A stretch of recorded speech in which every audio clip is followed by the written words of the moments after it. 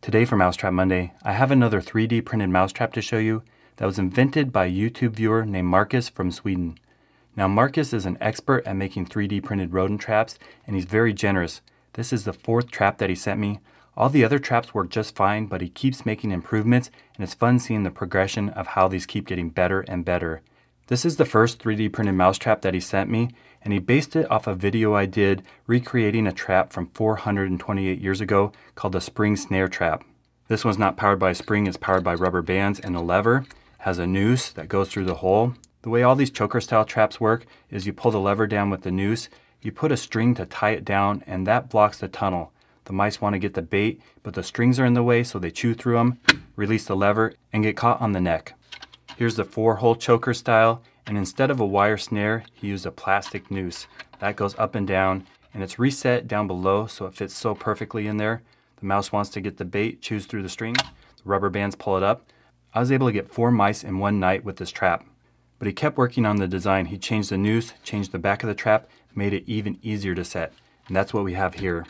So here's what the trap looks like up close. A few of the improvements are the noose now has teeth on the bottom. That way when the trap goes off, the mouse can't pull his head out. The major improvement is the back though. You can see it's separated and there's grooves that make it very easy to set. All you need is a string with some knots on it. To set it, I put a string with the knot on the end in the groove. That holds it in place. Then you wrap the string around the trap. You put the noose in the groove, pull the lever down with the rubber bands pulling it up. There's a notch right there, you put the string in and come back around. Then you just put the other end of the string with the knot right there in that groove. No tying, so easy to set, no needle, and the string there is forming a barrier. Now these rubber bands are putting force on the lever, making the noose want to go up. The mouse will come along, stick his head in there, want to get the bait in the back, chew through the string, and when they do, comes up and you got him on the head. In the past, every single one of Marcus's 3D printed mousetraps worked really well for me.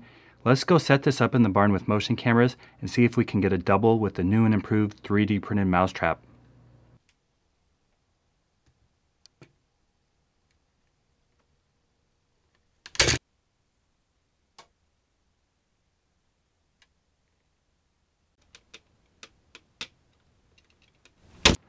Last night I set up the latest version of Marcus's 3D printed mousetrap in the barn and it worked very well. We got 2 mice.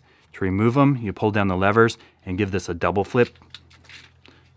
This is a really great design and it's much easier to set with the improvements there. Marcus has made the files available online for free. I'll put that in the link in the description below. He also has a website, blueswede.net. I'm going to put a playlist together because he's sending me more traps. He's a genius 3D printed mousetrap creator, and I can't wait to see what he comes up with next. I'm posting between 4 and 5 rodent trap videos a week, so if you want to see how to catch mice, rats, squirrels, chipmunks, moles, voles, and gophers, stay tuned.